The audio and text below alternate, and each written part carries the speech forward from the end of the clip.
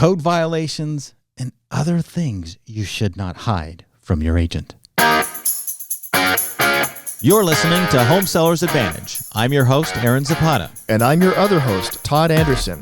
We are the Bald Brothers team at Impact Realty Group with Real Broker, and we are here to give you the Home Sellers Advantage. You can find us online at www.baldbrothers.tv. Again, that's baldbrothers.tv. Or you can call us at 833-305-BALD. That's 833-305-2253. Well, we've got an interesting scenario right now, and it involves code enforcement.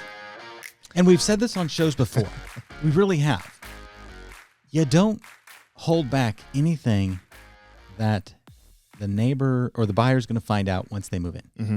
So why don't you talk to us about what's going on right now, Todd? Well, it's interesting. We just got off the phone before starting this podcast, and we thought, let's do a podcast episode on code violations. Yeah, that's exactly and disclosures, what we were thinking. Because exactly what happened, we just got issued a gut punch on a transaction that we found out. Now, this is a home that is very complicated. It has a lot of moving parts and several different parties. It's not a standard transaction. Yeah, it's complex. Very complex. Multiple agents and agencies involved. And lawyers and everything.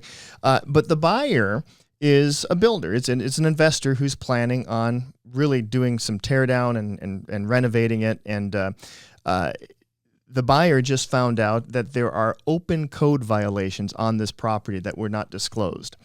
And open code violations. And the thought is that because of the nature of this transaction, the sellers may not have been aware of it because there's so many different parties and there's those who have been deceased and all of that. So this brings us to the question. And there's a question in there. Sorry to cut you off, Todd. Right. In that when you have multiple owners and you have different parties involved, who needs to say what they know? Yeah. This is a situation where none of the owners live in the property. Yeah. And so there is a good chance that notice was given to somebody at some point in the past, and that information was either forgotten, not passed on, or was never delivered. Yeah. And so that's irrelevant, though. Yeah. Like, if there's anybody with knowledge about a code violation, and that's the nature of our call today, our show today. Yeah, and some of these documents can be signed in counterparts, which means that you can have disclosure. One owner can fill out their packet of disclosure. Another owner can fill out a whole separate one.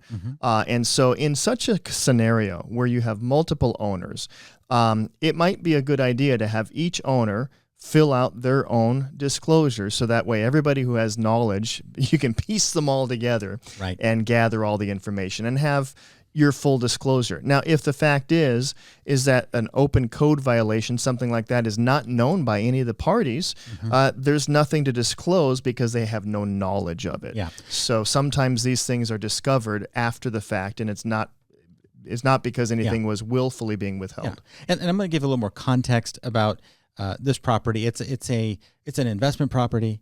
It's got multiple tenants in it, and so that's about all I'm going to give you. But in a property like that, and I'm just going to go hypothetical now, if you have a 4-unit or a 5-unit or a 10-unit building, it is not uncommon for investors to go in together, and then they own it together, but they own a percentage of it, right? And sometimes one person takes the horn and really is in control of that property, but that doesn't mean they get all the notices. Yeah. Okay. There's so many different scenarios. So it's just important, like Todd said, like you have to disclose what you know. Yeah.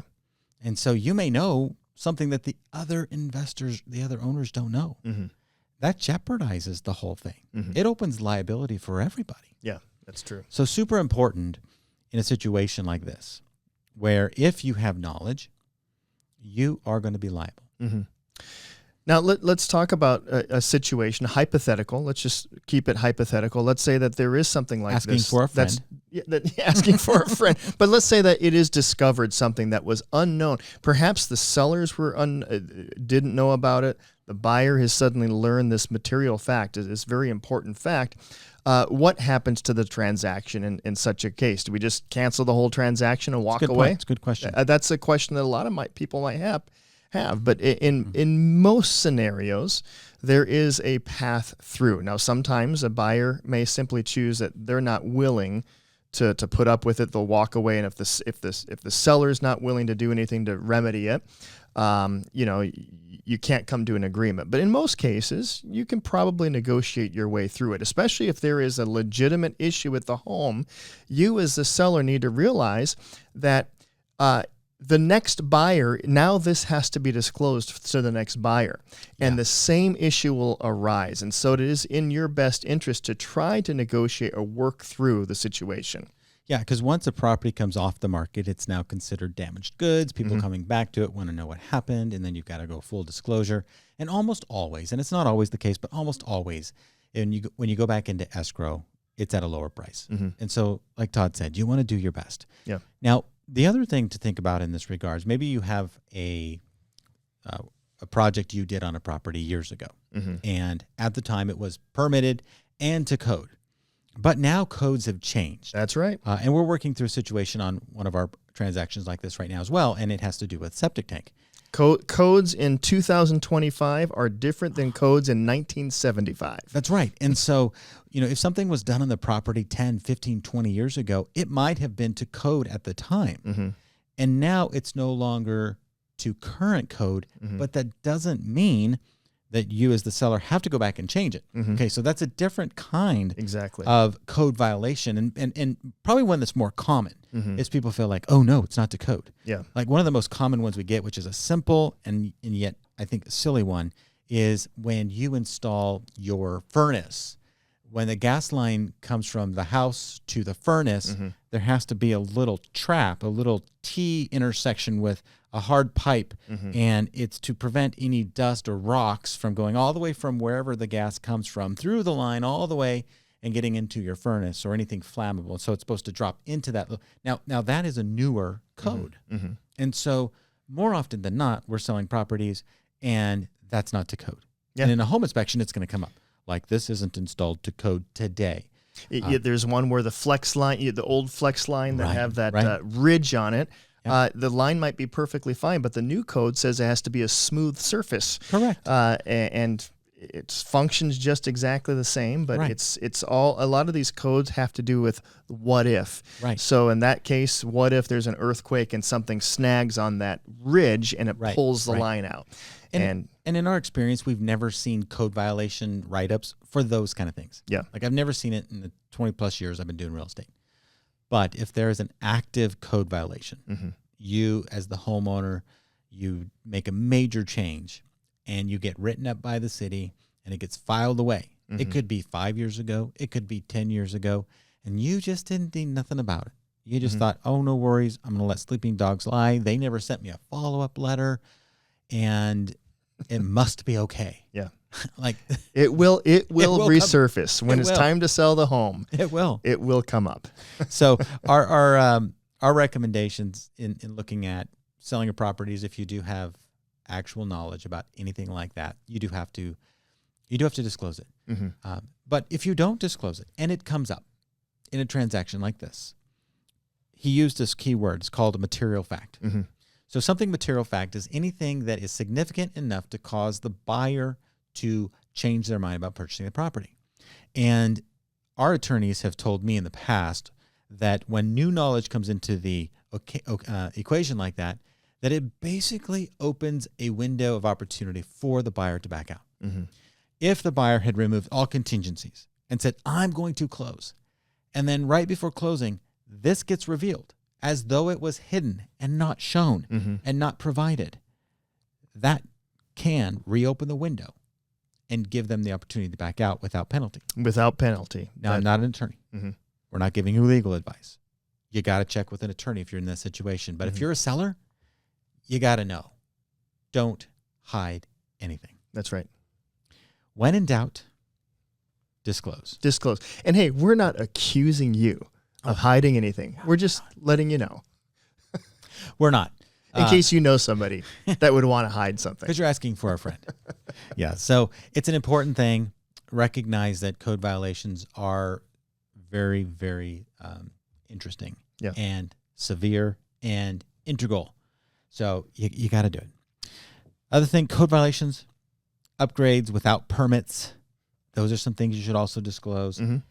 If you put in a patio cover, but you didn't get it permitted, if you got new solar panels and didn't get it permitted. Like all those things. Like people do things to their house all the time. I know you're one of them. Yeah. If you have a house, you've done something happens to your house without a permit. My wife and I, we did some upgrades without the permits. But that does bring up a question. Sometimes people think, well, if I did it without a permit, I got to tear it down before I sell the home. No. That's not something that you have to do. You just simply need to disclose that something was done, a modification to the home was done, but there were no permits pulled for it. That's all you need to do. Yeah, I'm going to close with this one story for this episode today. And we sold a house, not me, but the company I worked for. This is probably about 20 years ago. Okay. And they had a garage conversion. This is before you could convert a garage to an ADU. Okay, so this was an illegal garage conversion. They'd converted the garage into living space. So it was like a second family room, couches, TVs, everything. Which is a common thing. Well, very common thing. You might have a house like this. And they, walled in behind the garage door so that it couldn't open anymore, right? I mean, it was a legit living room space, no longer a garage. But it had a side door with a window. And so as you walk back and forth from the front yard to the backyard, you could see through the window and you could see into this living room. Why does that make a difference? Well, the homeowner bought this property and they were putting in a pool. And they decided to put a pool in the backyard. And obviously not the front yard, but the backyard. And so one day the pool inspector from the city is walking by and he sees this window and this door and he glances in and he's like, interesting. I wonder what this is. And he wrote the homeowner up on a violation because they had an illegal garage conversion. And he would not sign off on the pool or let the pool go forward until they removed and converted it back to a garage. So again, another situation. Wow. Now, had that homeowner fully disclosed? Honestly, I can't remember. I know the buyer knew it was a conversion. It was not hidden.